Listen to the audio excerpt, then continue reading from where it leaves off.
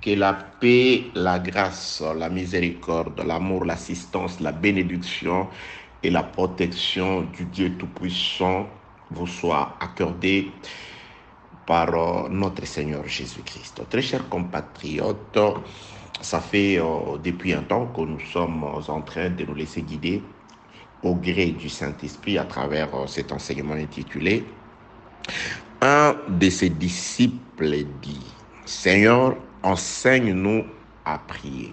Ça, c'est l'audio numéro 9. Donc, sans plus tarder, passons à la lecture des Saintes Écritures.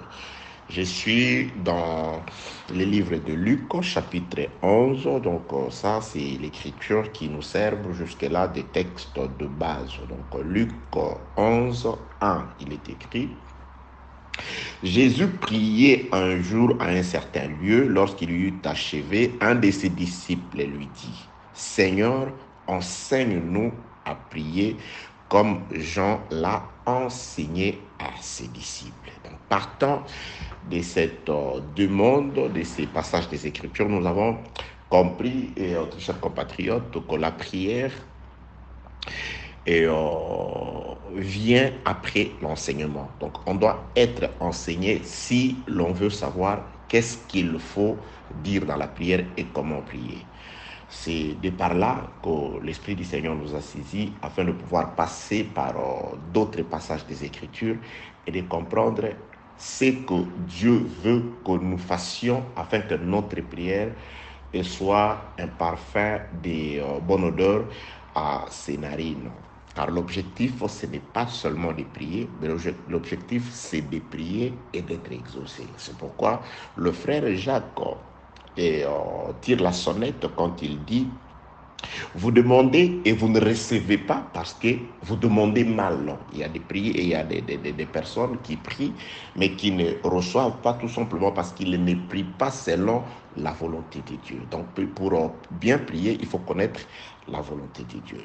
Que la paix, la grâce, une fois de plus, et la miséricorde de Dieu soient avec vous au nom de Jésus-Christ. Donc, je m'en vais vraiment m'excuser. Vous allez très certainement sentir que ma voix est un peu, n'est pas un tout petit peu la même. C'est par rapport à une petite grippe. Donc, je suis enrhumé. Donc, c'est un phénomène normal par rapport au temps qu'on est en train de traverser. Donc, c'est l'hiver, c'est le temps du froid.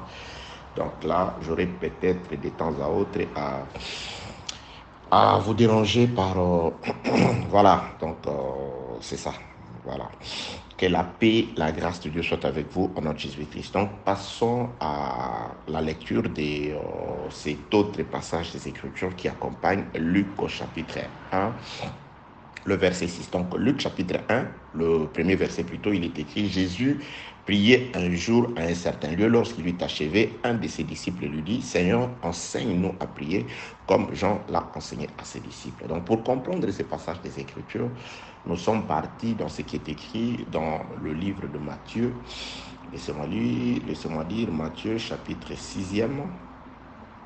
Matthieu chapitre 6, le verset 6, où Jésus-Christ commence par, je m'excuse, il commence par montrer, indiquer d'abord les lieux de prière.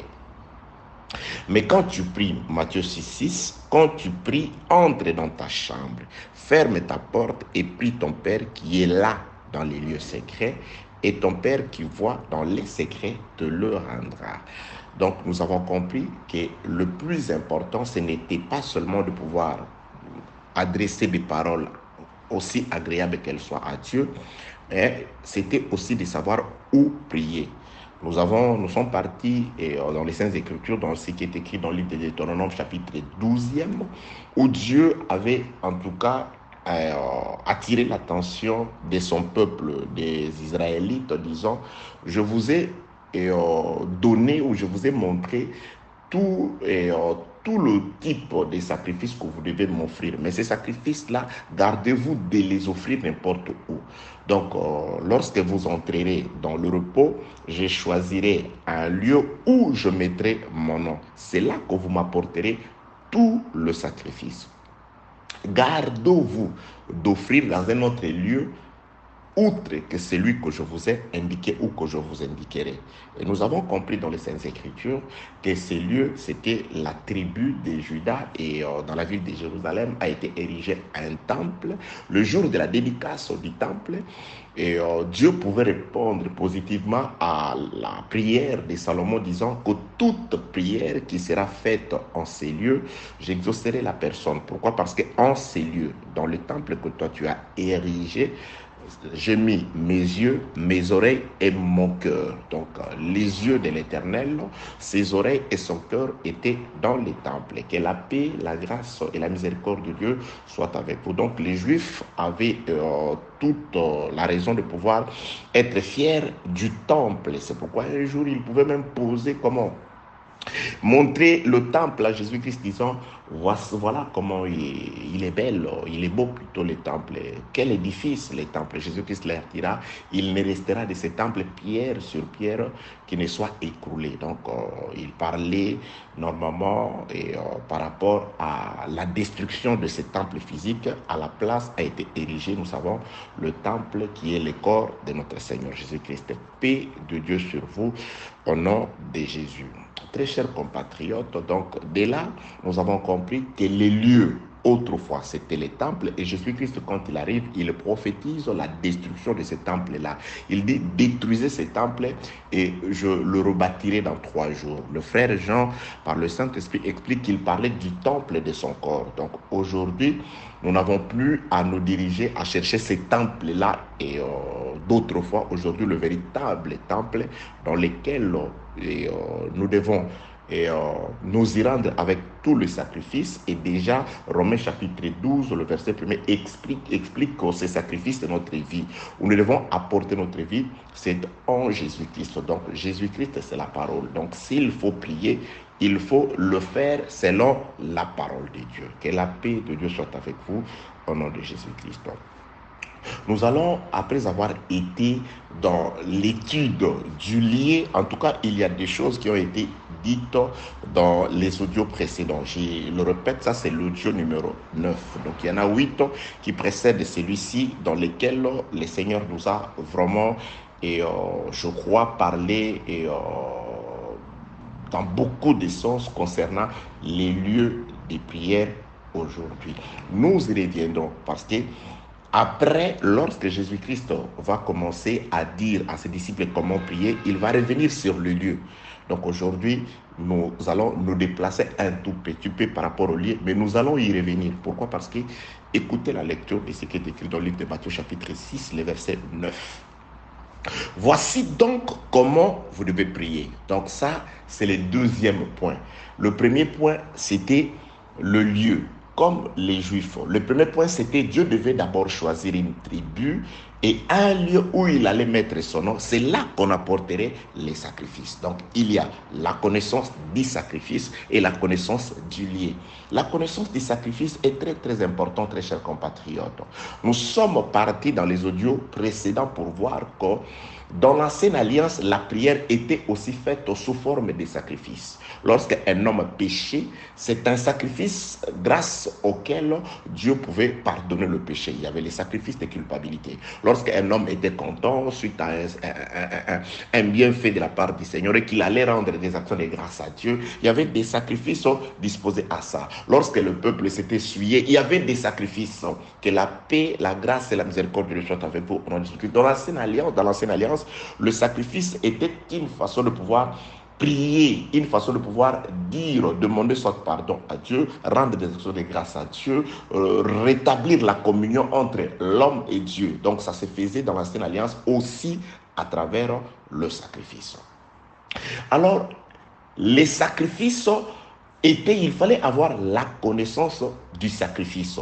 Ce n'est pas parce qu'on était riche et qu'on devait donner n'importe quel sacrifice parce qu'on avait beaucoup d'argent, on avait la facilité de pouvoir se trouver un animal le plus gras, le plus grand, le plus, je ne sais pas, très cher possible. Non. À chaque circonstance, correspondait un type de sacrifice donné. C'est pourquoi Dieu avait ordonné trois choses. Nous allons voir ces choses. Il y avait les lieux qui étaient très importants, il y avait les sacrifices qui étaient aussi importants, et il y avait celui entre les mains de qui remettre ces sacrifices. Dans les audios précédents, nous avons compris que les lieux, je répète, c'était à Jérusalem, dans la tribu de Juda. Mais ceux à qui il fallait remettre les sacrifices, c'était des gens qui n'étaient pas de la tribu de Juda. C'était d'abord des personnes qui n'avaient pas de droit sur la terre, qui n'avaient pas de part sur la terre. C'était comme des étrangers, c'était comme des pèlerins. Dieu les avait installés sur le territoire de Juda, et c'est eux les étrangers qui n'appartenaient pas à la tribu de Juda, qui n'avaient pas non plus de part sur tous les territoires israélites. C'était ces gens-là, de Lévites, des sacrificateurs. À la tribu de Lévi, on n'a pas donné de part lorsqu'on partageait. Dieu a dit, je suis votre part. C'était l'Éternel qui était la part de Lévi. Mais lorsque Dieu a permis qu'un lieu soit choisi et qu'en ces lieux soit érigé un temple, c'était des sacrificateurs, ces gens-là qui n'avaient pas de part sur la terre. C'était ces étrangers-là. C'était des Israélites, mais qui avaient la nature des étrangers parce que ils n'avaient pas de l'eau, ils n'avaient pas de droits que Dieu leur a donnés. Alors, c'est eux qui étaient dans la tribu de Lévi. Nous avons tout simplement compris, c'est ce que Jésus-Christ dit. Vous voulez voir le Père invisible, c'est le Père qui est en moi, le Dieu qui n'habite pas parmi les hommes. Ça, c'est Daniel qui dit. Le Dieu qui n'a pas sa demeure parmi les hommes, c'est ce Dieu-là qui va donner satisfaction à ta requête au roi. Donc, c'est ce Dieu du ciel qui n'est pas de la terre, mais qui va utiliser l'homme Daniel afin de pouvoir répondre aux desiderata du roi. Que la paix de Dieu soit avec vous au nom de Jésus-Christ. Ça, c'était l'ombre. Jésus-Christ, c'est un Jésus qui a habité corporellement toute la plénitude de ce Dieu qui n'a pas sa demeure parmi les hommes. Donc en Jésus-Christ, Dieu a trouvé une demeure parmi les hommes. De même que par Judas, Lévi a trouvé une demeure dans les territoires israélites. Ceux à qui, eux, Lévi, le peuple à qui Dieu n'avait pas donné les territoires, mais ils ont trouvé un lieu de travail. C'est pourquoi il fallait aller localiser les territoires, c'était la tribu de Juda, et là, localiser l'étranger qui s'y travaillait. Aujourd'hui, la tribu de Juda, le lion de la tribu de Juda, c'est Jésus.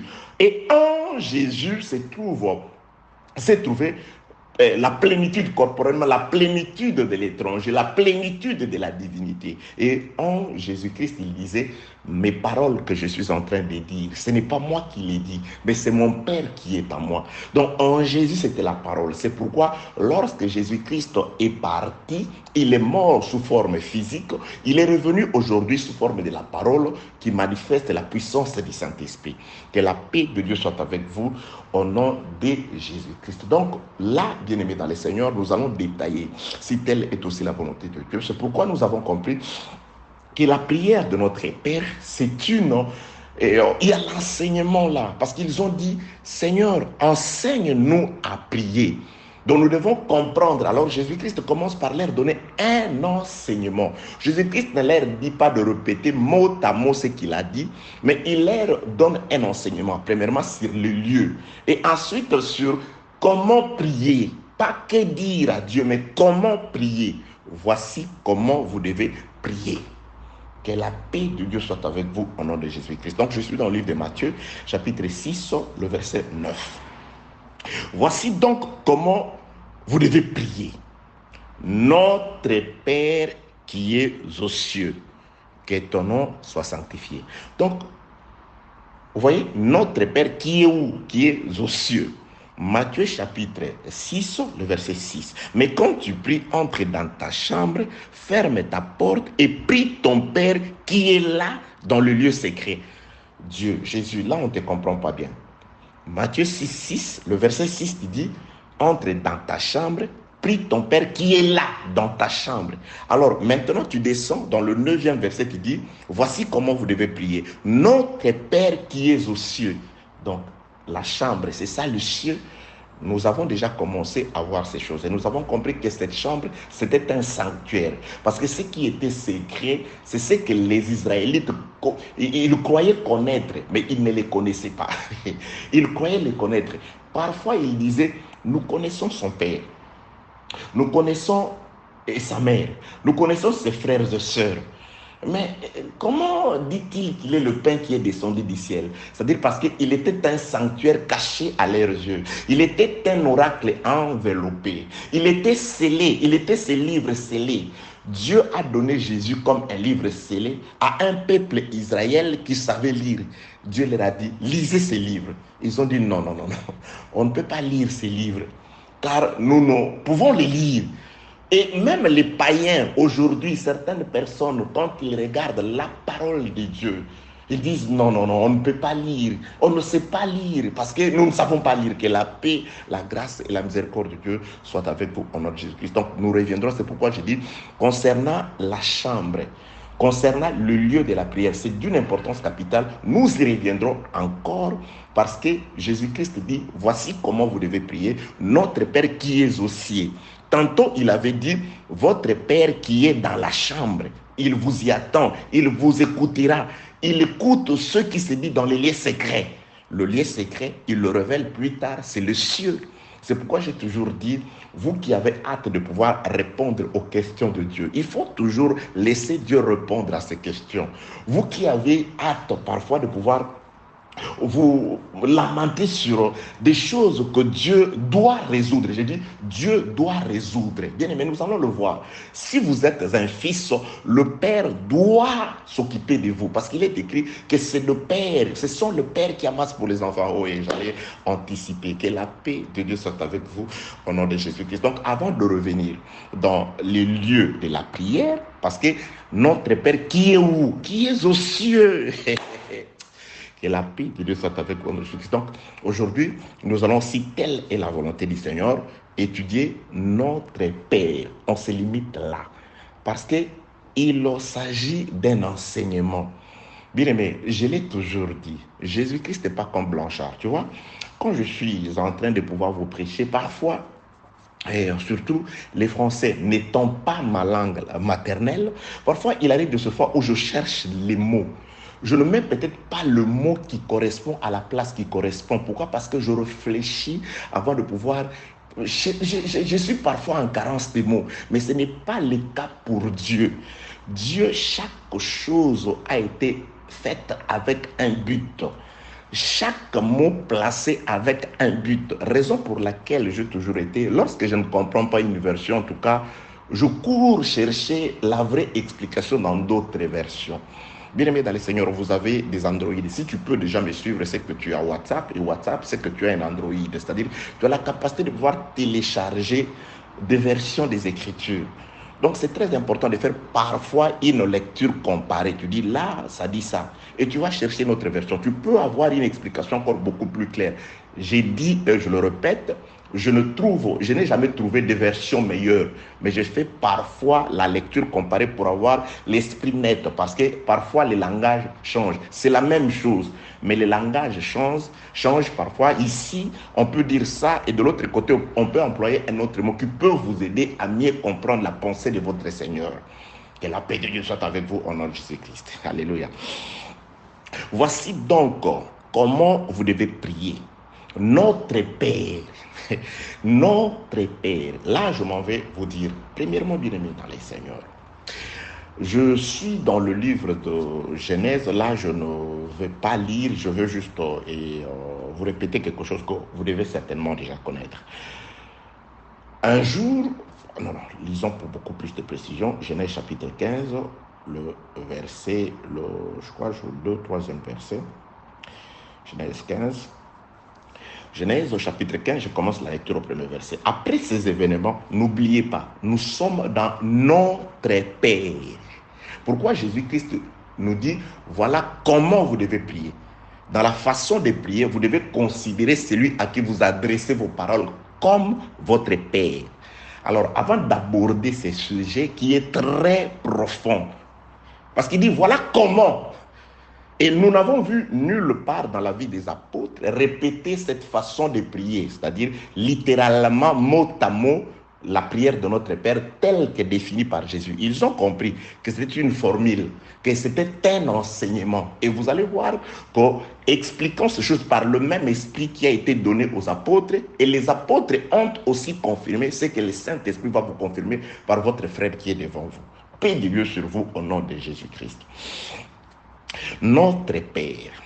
Genèse chapitre 15, je commence la lecture au premier verset. Après ces événements, la parole de l'Éternel fut adressée à Abraham dans une vision. Et il dit, Abraham, ne crains point, je suis ton bouclier et ta récompense sera grande. Ça, c'est une promesse de Dieu à Abraham.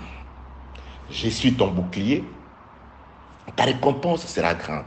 Abraham comprend qu'à quoi peut servir une récompense si on manque la chose la plus importante. C'est pourquoi, bien aimé dans les Seigneurs, un jour Jésus-Christ va revenir sur ces sujets dans sa conversation avec les Juifs. Il va revenir sur ces sujets ici. Mais beaucoup de gens ne voient pas ça. Un jour Jésus-Christ est revenu.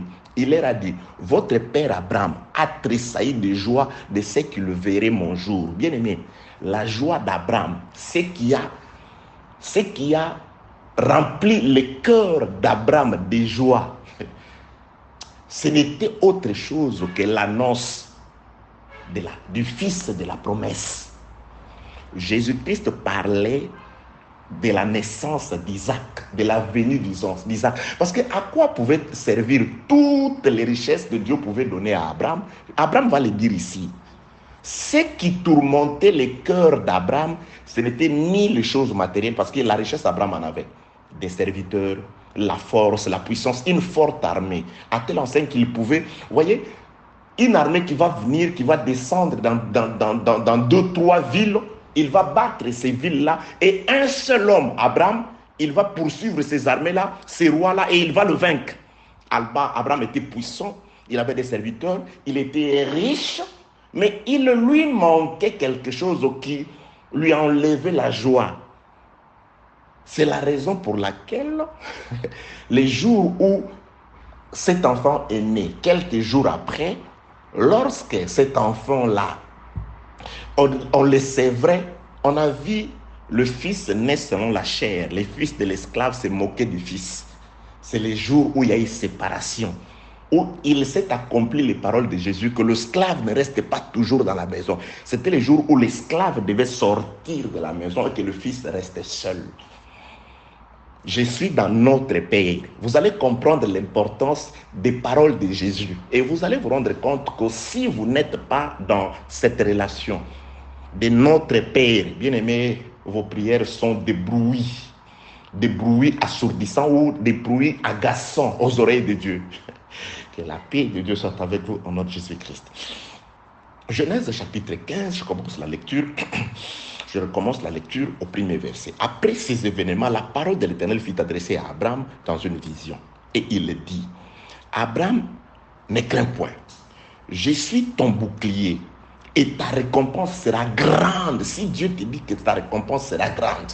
Abraham savait que Dieu pouvait lui donner la force, tout. Mais il y a quelque chose qui manquait. C'est pourquoi Jésus-Christ leur dira, votre Père, celui que vous appelez Abraham, il a tressailli de joie de ce qu'il verrait mon jour. Il l'a vu et il s'est réjoui. La réjouissance d'Abraham, c'était la présence de l'héritier. Et la Bible déclare, frère Paul vient me confirmer, je suis dans le livre de Galates, chapitre 3, le verset 16. Les promesses ont été faites à Abraham et à sa postérité. Et quand on parle de la postérité, il ne s'agit pas de plusieurs, mais il s'agit d'un seul, à Christ. C'est-à-dire le véritable fils de la promesse, c'est Jésus. Là, Jésus-Christ voulait leur dire que cet Isaac-là, qui a réjoui le cœur d'Abraham, les détenteurs, les possesseurs de toutes les promesses d'Abraham, c'est moi, Jésus, le véritable fils de la promesse. Il verrait mon jour dans l'ombre à travers Isaac. Isaac est celui qui est mort sur l'autel et qui est revenu à la vie. Parce que Dieu dit à Abraham, je vois maintenant que tu m'aimes. Parce que tu ne m'as pas refusé ton fils. Donc Abraham avait vraiment sacrifié son fils. Isaac est monté sur l'autel. Isaac est descendu sur l'autel. Alléluia. Que la paix de Dieu soit avec vous au nom de Jésus-Christ. Et un animal, la chair, met à la place du véritable Isaac. Ça, c'est merveilleux.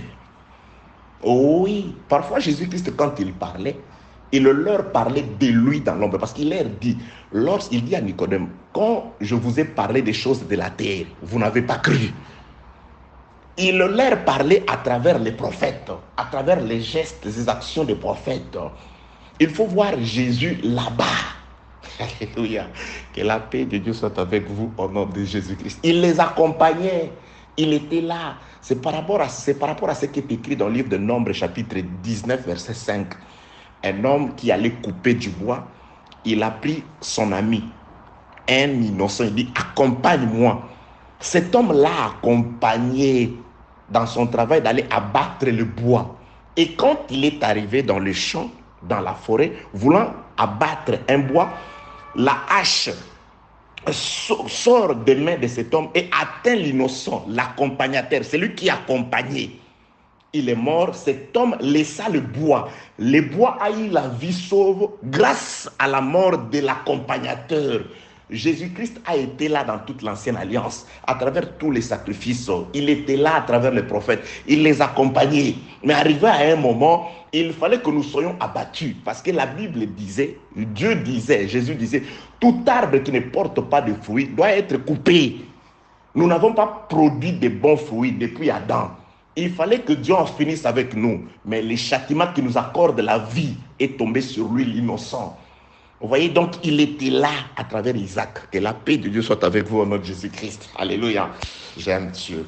Genèse chapitre 15, le verset 1er. Après ces événements, la parole de l'Éternel fut adressée à Abraham dans une vision. Nous cherchons la relation entre Père et Fils. Parce que Jésus-Christ dit, voici comment vous devez prier. Notre Père. C'est pourquoi je vous parle de la relation entre Abraham et Isaac qui préfigurait la relation entre Dieu et le véritable Fils de la promesse. Oh, alléluia. Parce que Jésus-Christ dit, je suis dans le livre de Jean chapitre 5, verset 20, c'est parce que le Père aime le Fils qu'il lui a montré toutes choses. Si le Père t'aime comme Fils, il te montrera toutes choses. Et c'est là afin que vous soyez, vous les païens, que vous soyez dans l'étonnement. Ça, c'est Jésus. Si le Père t'aime comme Fils, de même qu'il a fait avec les seigneurs, il te montrera aussi toutes choses. Il t'ouvrira les yeux. Tu verras là où le monde ne peut voir. Oui, tu réussiras là où le monde ne peut réussir. Afin qu'on sache que l'amour de Dieu est sur toi. Alléluia. Je transpire. J'ai un peu agaçant cette petite grippe. Après ces événements, la parole de l'Éternel, Genèse 15, 1, après ces événements, la parole de l'Éternel fut adressée à Abraham dans une vision. Et il dit, Abraham, ne crains point, je suis ton bouclier et ta récompense sera grande. Abraham répondit, Seigneur éternel, que me donneras-tu? Que me donneras-tu? Cette récompense, c'est-à-dire toutes les promesses d'Abraham, toutes les richesses d'Abraham n'étaient pas aussi importante à ses yeux parce qu'il lui manquait quelque chose. C'est pourquoi Jésus-Christ va leur rappeler, votre père Abraham a tressailli de joie de ce qu'il verrait mon jour. Il l'a vu et il s'est réjoui. La réjouissance d'Abraham, ce n'était pas quand il a vu les anges. Non. C'est par rapport à la naissance du fils. Il a organisé une fête. Il était content. Pourquoi? Parce qu'il pouvait s'en aller en paix. Un successeur était là. C'est pourquoi il pose la question, que me donneras-tu Dieu? Bien aimé, je le ramène dans notre vie. À quoi ça peut servir à un homme de posséder tout le matériel, tout le bien de ces hommes, de ce monde, a dit Jésus, si cet homme n'aura pas le fils, si tu n'as pas Isaac, si tu n'as pas le fils de la promesse en toi, qui a le fils à la vie? Le plus important, c'est d'avoir Christ, bien-aimé dans le Seigneur. Jésus-Christ est la source d'approvisionnement spirituel et matériel. Recherchez premièrement le royaume et la justice de Dieu. D'abord Christ, d'abord le royaume qui est là au milieu de vous, à travers l'enseignement, à travers la parole. Accroche-toi à la parole. Demande à Dieu de te fortifier de manière à ce que tu marches selon la parole, qu'il te soit accordé la force de te débarrasser du mal, de te débarrasser de tout ce qui n'agrée pas Dieu, mais de marcher selon Dieu. Il n'est pas impossible de pouvoir plaire à Dieu, car ce qui est impossible aux hommes est possible à Dieu. Emmanuel, Dieu est au milieu de son peuple. Implore le secours de Dieu, que Dieu te rende capable d'accomplir sa parole, que Dieu te rende capable. Que Dieu te rende capable d'être la lumière là où tu es. Je ne sais pas, ça a coupé à 30 minutes. Je crois que c'est un problème technique. Ok. Donc, nous sommes dans la lecture. Ça, c'est toujours l'audio numéro 9, deuxième partie. Après ces événements, Genèse 15, 1, la parole de l'Éternel fut adressée à Abraham dans une vision et il dit, Abraham, ne crains point, je suis ton bouclier et ta récompense sera très grande. Abraham répondit, Seigneur éternel, que me donneras-tu? Je m'en vais sans enfant et l'héritier de ma maison sera l'Éternel. Comment sera Eliezer de Damas. Vous voyez bien aimé, par là, je suis allé là-bas pour dire, Abraham savait et Dieu savait que ce qui allait réjouir réellement le cœur d'Abraham, ce qui allait vraiment faire tressaillir de joie Abraham, c'était la présence d'un fils sorti de ses entrailles. Alors l'Éternel, Abraham dit, voici, tu ne m'as pas donné de postérité, et celui qui est né dans ma maison sera mon héritier. Alors la parole de l'Éternel lui fit adresser ainsi, ce n'est pas lui qui sera ton héritier, mais c'est celui qui sortira de tes entrailles qui sera ton héritier. Dieu promet à Abraham un fils. Donc la vie d'Abraham était la récompense, la seule vraie récompense qu'Abraham attendait de l'Éternel, c'était l'accomplissement de cette promesse, la naissance du Fils. Parce que la naissance du Fils changerait les testaments.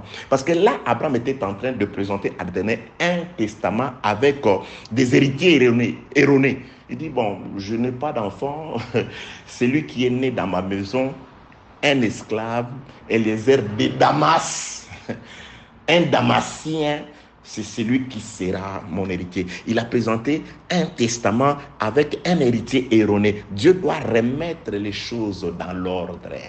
Je l'ai toujours dit, Jésus-Christ dit, quand vous allez dans une fête ou que vous vous asseyez dans une place qui n'est pas la vôtre, votre place est derrière, vous allez devant, votre place est devant, vous allez derrière. Lorsque lui, l'ordonnateur, le propriétaire de la fête, quand il entre, il remet les choses dans l'ordre. Avant que Dieu ne parle, Abraham avait établi un certain testament avec un héritier erroné. Et je le dis, bien-aimé dans les Seigneurs, c'est parce que tu négliges parfois. C'est parce que tu n'es pas très assidu à la parole. Il y a à ta place quelqu'un qui n'est pas propriétaire de cette place-là. Oui, j'ai dit. Jésus-Christ fait cette reproche aux Juifs. Il dit, n'est-il pas écrit dans votre loi que vous qui êtes des dieux, vous mourrez comme les hommes? Bien-aimé, parfois, nous sommes détenteurs des promesses qui nous rendent aussi possesseurs et maîtres de beaucoup de merveilles. Mais nous passons très souvent à côté de ces choses à cause parfois de notre comportement, à cause très souvent de notre négligence. Il nous arrive parfois de bafouer aussi les dons de Dieu comme Ésaü l'a fait pour pleurer plus tard. Nous sommes de la race de Dieu. Nous sommes des dieux. Nous ne devons pas souffrir comme les hommes. Nous ne devons pas être malades comme les hommes. Nous ne devons pas, bien aimer dans le Seigneur. Parfois, tu rappelles ça à Dieu. Je suis de ta race par rapport à la parole, par rapport à la foi, que cette situation qui est là, qui s'érige comme une montagne, au nom de Jésus, qu'elle disparaisse. Elle va disparaître, bien aimé dans le Seigneur. Parce que nous sommes des dieux. Nous ne pouvons pas mourir comme les hommes. Nous ne pouvons pas... Là, je te donne des munitions. Quand tu vas prier, rappelle ça à Dieu. Il faut en être convaincu. Il ne faut pas répéter mot à mot ce que je dis. Je voudrais tout simplement par cet enseignement nous ramener et dire que nous sommes privilégiés parce que nous sommes le Fils. C'est pourquoi il dit notre Père. C'est-à-dire, Jésus-Christ ne s'adresse dans sa prière qu'à ceux qui sont enfants de Dieu. Alléluia! Dieu est merveilleux. Genèse chapitre 15. Vous voyez, Abraham il présente un testament avec un héritier erroné. Oui, parfois, ce poste-là intervient. Mais celui-là est là. Celui qui est là, il ne doit pas occuper ça. Ces faveurs-là te reviennent normalement. Mais c'est parce que tu as abandonné l'Éternel. C'est parce que tu t'es refroidi que voici les Babyloniens sont venus profiter de ton héritage. Voici les étrangers, ils mangent les fruits de ton sol. C'est parce que tu as méprisé l'Éternel. C'est parce que tu as changé. C'est parce que tu es devenu distrait et déconcentré. Relève-toi au nom de Jésus. Reprends ce qui est à toi. Regarde là où tu es tombé, relève-toi et continue la marche. Ce qui est à toi est pour toi. Je l'ai toujours dit et les Écritures le confirment. Dieu a planté les jardins pour Adam. Quel que soit qu'il a chassé Adam, il ramènera Adam.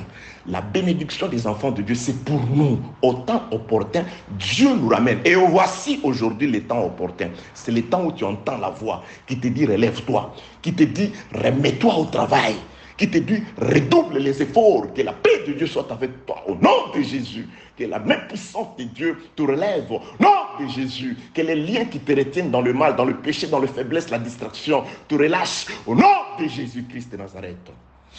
Sois délivré au nom de Jésus. L'onction de Dieu à travers l'enseignement est là pour nous délivrer, est là pour nous sauver, car le salut est pour toi. Les avantages de Dieu sont pour toi. Oui, dans les déserts, nous devons voir vivre l'avantage. Dans le désert, il y a des peuples qui y étaient déjà avant. Ils n'avaient jamais vu l'eau sortir du rocher. Ils n'avaient jamais vu le pain descendre du ciel. C'est par nous, bien-aimés dans le Seigneur, que le monde doit vivre le miracle véritable. Au nom de Jésus. Alléluia. Donc, je suis allé là-bas pour nous dire ceci. Vous voyez, les problèmes, les soucis d'Abraham, c'était le souci d'un fils.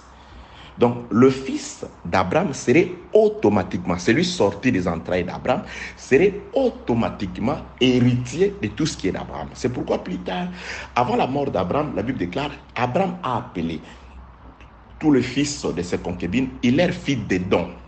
Donc, toi, tu as peut-être quelques bœufs, tu as peut-être quelques ânes, toi, tu as la parcelle qui est là-bas. Mais la Bible déclare, il donna tout ce qui était à lui, à Isaac. C'est-à-dire, à part les dons, Abraham a laissé à Isaac le testament. Il lui a chuchoté des choses dans l'oreille. Parce que s'il faut vivre la vie d'Abraham, d'Isaac, il n'était pas si riche vraiment que ça. Parce qu'il n'a rien donné de matériel à Jacob. Il a juste transmis la bénédiction qu'il a reçue de son père Abraham. Donc, les tout de Dieu, les tout d'Abraham à son fils Isaac, c'était d'abord la parole de la bénédiction. C'était le pouvoir, c'était le sceptre, c'était l'autorité. C'était cette faculté, c'était cette promesse glorieuse de pouvoir posséder la terre. Il a transmis à son fils et le fils le transmettra aussi à son fils Jacob, lequel avant de partir, il va aussi le transférer aux 12. Vous voyez, que la paix de Dieu soit avec vous, mon Jésus-Christ. Donc, je suis allé là-bas pour dire que c'est une histoire de père et de fils. C'est pourquoi Jésus-Christ nous ramène à ceci. Notre Père qui est aux cieux. Donc nous sommes comme des Isaac. Nous attendons ou nous faisons de demande à celui qui est notre Père. Mais comment Dieu devient-il notre Père? Ah, c'est là le problème. Est-ce que tous ceux qui disent notre Père ou qui appellent Dieu Père, Dieu est-il leur Père? Il est le Père de tout le monde. Dans un premier sens, oui. Oui. Par rapport à... Nous partons dans les Écritures. Vous avez compris pourquoi nous sommes allés chez Genèse 15. Je suis dans le livre de... Je suis dans les Actes des Apôtres, chapitre 17. Actes des Apôtres. Nous sommes dans notre Père. Actes des Apôtres, je vais chercher. Il est où? Actes des Apôtres. Actes des Apôtres, chapitre 17, le verset 26e. Il a fait, Dieu, pas de Dieu, il a fait que tous les hommes, Dieu a fait que tous les hommes, sortis d'un seul sang, habitassent sur toute la surface de la terre, ayant déterminé la durée des temps et des bornes à leur demeure. Là, je m'en vais juste saisir la première paragraphe. Il a fait que tous les hommes sortis d'un seul sang. C'est quoi ces sangs? Luc, chapitre 3e.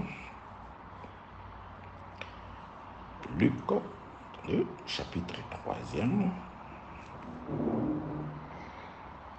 Je suis dans le livre de Luc, chapitre 3e.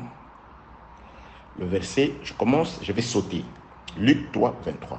Jésus avait environ 30 ans lorsqu'il commença son ministère, étant, comme on le croyait, fils de Joseph, fils d'Élie. Vous descendez. Verset 38e, fils de Nos, fils de Seth, fils d'Adam et fils de Dieu. Donc, le seul homme duquel toute la terre est sortie, d'après le frère Paul dans les Actes des Apôtres chapitre 17, c'est le seul sang d'Adam. C'est par là qu'opiné Actes des Apôtres chapitre 17, à Luc 3, 38, nous comprenons que nous sommes tous sortis d'un seul homme. Dieu n'a pas fabriqué deux hommes. Dieu n'a formé de la terre qu'un seul homme. Et de cet homme-là, Adam, nous sommes tous descendants et fils d'Adam. Que la paix, la grâce et la miséricorde de Dieu soient avec vous au nom de Jésus-Christ. Comme fils d'Adam, et ici il est écrit que Adam, notre premier parent, était fils de Dieu. Ça c'est écrit ici. Donc nous sommes tous fils de Dieu, oui. Tout le monde, toutes les créatures, tous les hommes, allez je dire, pas toutes les créatures, je n'ai pas de fils. Donc, tout le monde, oh, même les gens qui sont, oui, nous sommes tous frères par notre parent Adam. Nous avons une certaine ressemblance, nous avons la seule origine, toute la terre, par rapport aux hommes. Nous avons une seule origine, une seule source qui s'appelle Adam. Mais regardez ce que le frère Paul dit de cet homme-là, Adam. C'est là où vous allez comprendre que, quoique nous soyons tous sortis d'un seul homme, que nous soyons tous fils d'Adam, et que cet Adam, notre premier parent, soit fils de Dieu, la prière de notre Père ne concerne pas tout le fils d'Adam. Tout le fils d'Adam. Sont-ils fils de Dieu? Oui. Mais ont-ils le droit de pouvoir demander à Dieu et recevoir? Je dis non. Que la paix de Dieu soit avec vous au nom de Jésus-Christ. Mais pour tout le fils d'Adam, Dieu dans sa miséricorde, il fait pleuvoir pour tout le fils d'Adam. Il fait sortir le soleil pour tout le fils d'Adam. C'est-à-dire, sur la terre, j'ai dit, nous avons tout le monde, tous les fils d'Adam, nous avons les mêmes opportunités de la part du Seigneur, d'après Jésus. Le soleil, lui, pour les justes et pour les injustes. La pluie, Dieu l'a fait pleuvoir pour les justes et pour les injustes. C'est pourquoi, frère, enlève cet argument bidon. Non, dans cette vie, pour s'en sortir, il faut être occultiste. Non, de la part du Seigneur, les faveurs sont pour tout le monde. De la part du Seigneur, les opportunités sont pour tout le monde. Ça, je dis, les opportunités d'abord de trouver du travail, c'est pour tout le monde. Les opportunités de réussir dans la vie, c'est pour tout le monde. Car le soleil, c'est pour tout le monde. Dieu n'a pas fait de distinction. Bien au contraire, je dirais, bien plus encore, nous avons la faveur, nous, parce que nous avons une porte d'espérance que les autres n'ont pas. Si cette faveur traîne, nous avons quelqu'un auprès de qui aller forcer, réclamer.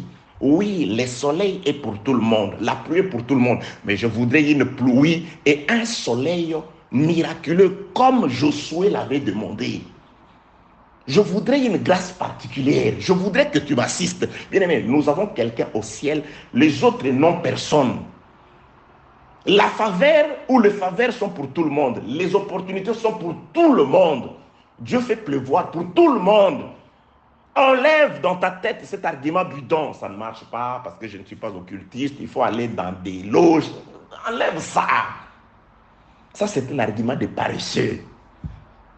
Travaille, les opportunités sont pour tout le monde. Toi, plus encore, tu es favorisé. L'arbitre est de ton côté. Oui, l'arbitre est de ton côté. L'arbitre fera que ce match-là, que tu le gagnes. L'issue du match, l'issue de la rencontre est connue. C'est nous qui sommes vainqueurs. C'est nous qui allons vaincre. Parce que l'arbitre, Dieu, il est de notre côté. Il nous favorise. C'est ça la grâce, une faveur de Dieu que les autres n'ont pas. C'est ça la grâce. Oui, la faveur de marcher sur les serpents, les scorpions, sur toute la puissance de l'ennemi, ça c'est une faveur qu'eux n'ont pas. La faveur de demander quelque chose, de bouger le ciel, eux n'ont pas. La faveur de pouvoir créer, eux n'ont pas. Paresseux. Non, ça ne va pas. Ici, il faut tout simplement devenir homosexuel. Non, n'est pas là-bas. Si tu crois à ça, et voilà, moi, je suis là, je fais rien. Parce qu'on m'a dit, on t'a dit, celui qui prend la décision, c'est le ciel. C'est Dieu qui autorise tout sur la terre. Et lui, il a dit, il fait pleuvoir pour les justes et pour les injustes. Plus encore, toi, tu as une opportunité que les injustes n'ont pas. Approche-toi de Dieu.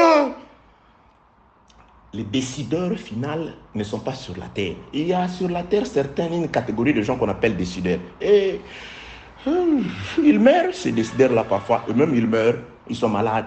Le vrai décideur, c'est Dieu. Adresse-toi aux décideurs. Adresse-toi à celui qui a tous les dossiers entre ses mains. Même les dossiers de ceux qu'on appelle décideurs sur la terre. C'est Dieu. Je suis dans notre Père. Pourquoi Dieu dit que dans la prière, nous nous adressons à un Père? C'est le Fils et le Père. Je suis allé dans Abraham pour faire comprendre que le problème d'Abraham, c'était son héritage. Il ne doit le laisser qu'à son fils. Et ce fils, ce n'est pas un Damasien ou Damasite, quelqu'un de Damas, non. Mais c'est celui qui doit sortir de ses entrailles grâce à la miséricorde des entrailles de Dieu. Un fils nous est né, Jésus. Ok. Nous sommes tous frères de par la première naissance, de par notre seule et unique origine, Adam. Nous sommes tous fils d'Adam. Sur la terre, son fils d'Adam. Et Dieu, dans sa miséricorde, il a privilégié tout le fils d'Adam. Il fait pleuvoir pour tout le monde. Il fait sortir le soleil pour tout le monde. C'est-à-dire qu'il a donné des opportunités pour tout le monde. Mais, regardez maintenant là où arrive la séparation. Premièrement, qu'est-ce qui est arrivé à lui, celui de qui nous tirons tous notre origine? Celui qui nous a transmis de son sang, nous tous, Adam. Qu'est-ce qui lui est arrivé? Et qu'est-ce qui a été dit sur lui? Romains chapitre 5. Allez, Romains chapitre 5. Romains chapitre 5. Je lis le verset 12. C'est pourquoi, comme par un seul homme, le péché est entré dans le monde, et par le péché, la mort est, et qu'ainsi la mort s'est étendue sur tous les hommes parce que tous ont péché. Par notre premier Adam, par l'origine, notre origine, il a commis un acte qui a déplu à Dieu, et par cet acte-là, le péché et la mort sont entrés.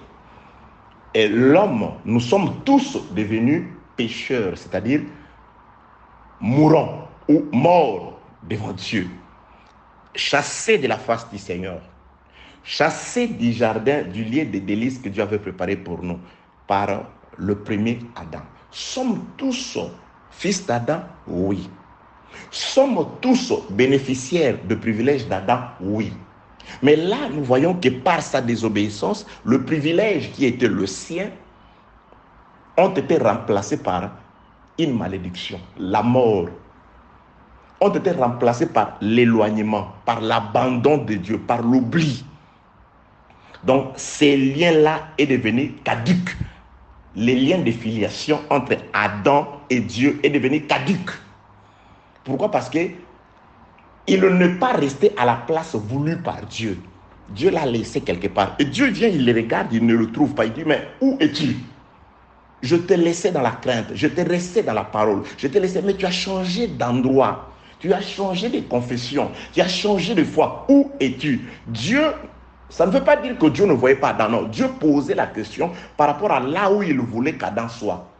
quand il était obéissant, il y a eu un endroit où Dieu s'est retrouvé avec Adam. Et quand Dieu vient à cet endroit repère, d'habitude, il ne le trouve pas. Mais tu es où? Je dois te trouver. C'est pourquoi aussi, Dieu a fixé un lieu de rendez-vous avec son peuple. C'est en Jésus la parole, le respect de la parole. Et quand Dieu ne te trouve pas dans la parole, mais tu es où? Ce n'est pas que Dieu ne te voit pas. Il dit, tu es où? Par rapport à là où tu devais te retrouver. C'est pourquoi Dieu te pose cette question. Tu es où par rapport à là où tu dois être? Par rapport à ce que Dieu veut que tu fasses pour lui, par rapport à là où veut Dieu, à là où Dieu t'attend. Que la paix de Dieu soit avec vous au nom de Jésus-Christ. Donc, par le premier Adam, il n'était plus là où Dieu l'attendait. Et Dieu a dit, bon, comme tu t'es déplacé et que tu t'es choisi un nouveau maître à qui obéir, tu as refusé de m'obéir, tu as opté pour l'obéissance à la mort, parce que j'avais dit que le jour où tu feras ça, ce sera la mort qui régnera, qui sera ton maître. Aussi longtemps que tu ne le fais pas, c'est la vie qui règne sur toi. Mais maintenant, comme tu as choisi de refuser la vie et tu as opté par la mort, pour la mort, alors voilà, la mort, je t'abandonne, je te laisse à la merci de la mort. Tu deviendras la poussière et lui, la mort, dominera sur toi. Le serpent mangera la poussière. Il sera ton maître. Il l'a chassé. Donc, par les liens du premier Adam, c'est de lui, c'est la mort que nous avons hérité. Nous avons hérité la mort, nous avons hérité le péché, ce que, entre guillemets, certaines personnes appellent le péché originel. Nous avons hérité ce péché-là. Nous avons hérité cette déchéance-là. Nous avons été déchus de la gloire. Nous avons été éloignés de Dieu. Nous sommes allés très loin de par sa désobéissance. Que la paix de Dieu soit avec vous au nom de Jésus-Christ. Mais Dieu, dans sa miséricorde, il doit se choisir un autre fils. C'est pourquoi Dieu doit répéter la même chose. Il doit renvoyer un autre Adam. Il y a eu un premier par lequel nous avons tous été éloignés de Dieu. Le second Adam arrive. Romains chapitre 5, verset 13. C'est pour toi. Car jusque-là, le péché était, verset 13, jusque-là, le péché était dans le monde. Or, le péché n'est pas imputé quand il n'y a pas la loi. Cependant, la mort a régné depuis Adam jusqu'à Moïse. Mais même sur ceux qui n'avaient pas péché par la même transgression semblable à celle d'Adam, lequel est la figure de celui qui devait venir.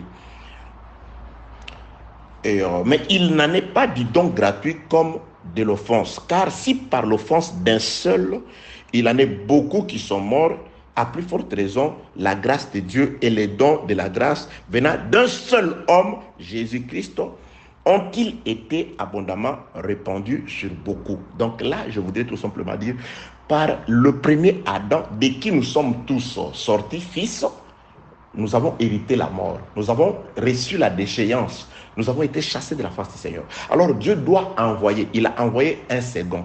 Et ce second, quand il est venu par son sacrifice, lui, il a racheté, pas tous, quelques-uns de fils d'Adam.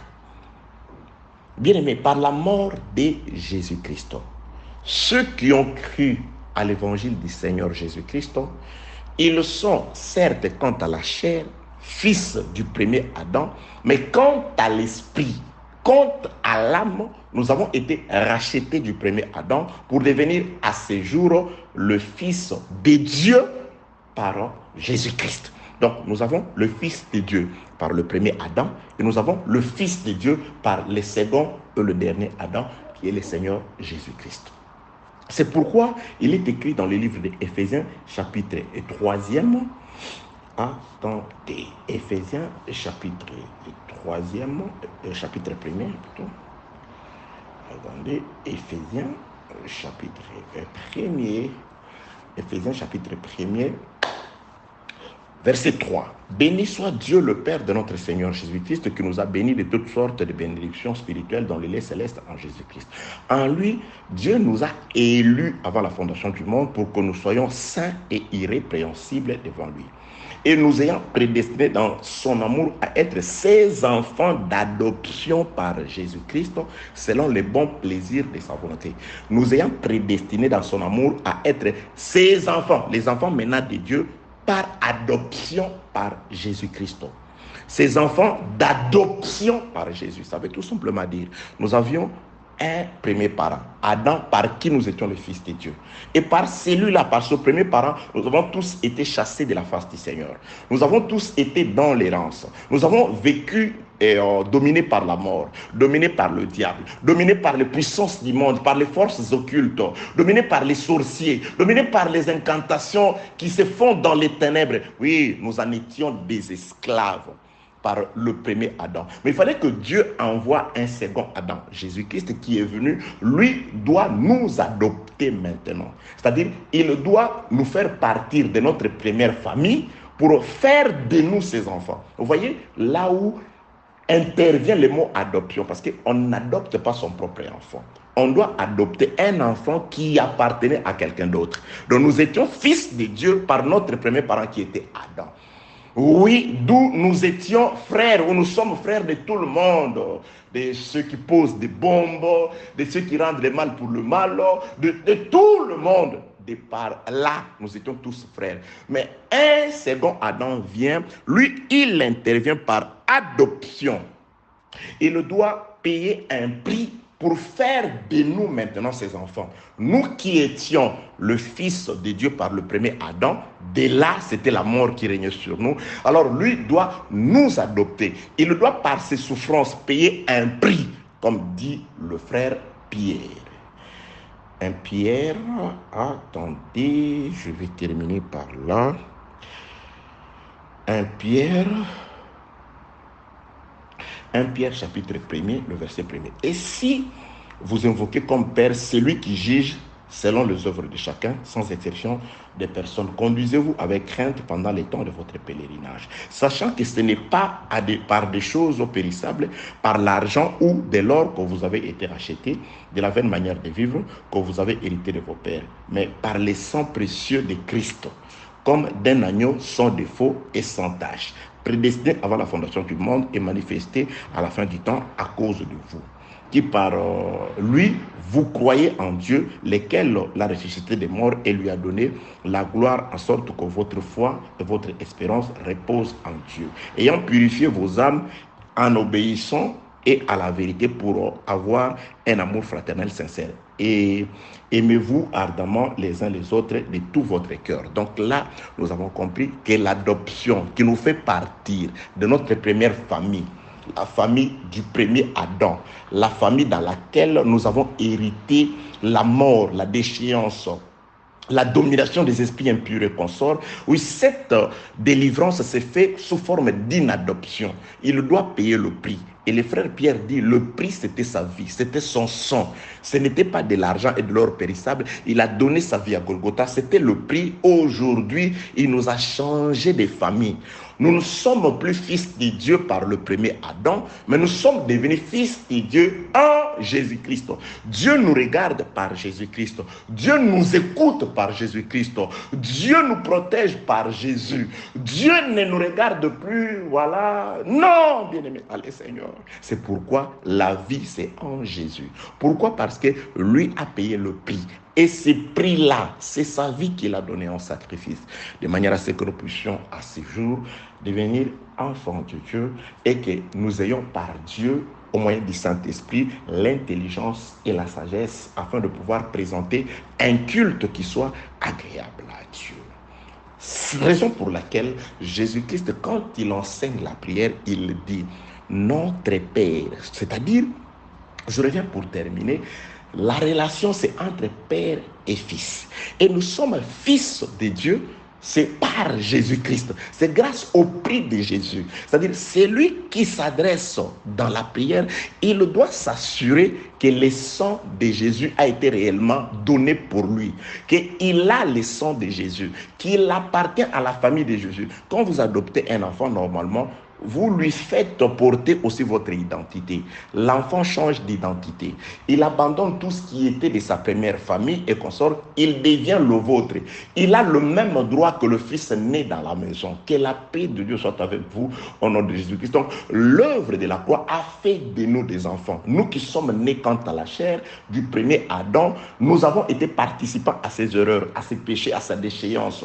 Oui, aux puissances et forces des ténèbres qui règnent sur nous. Mais en en Jésus-Christ aujourd'hui, il nous a lavé de ses habits anciens, de ses habitudes anciennes. Il nous a revêtus de la tunique blanche, la tunique de la gloire, et il nous a changé d'identité.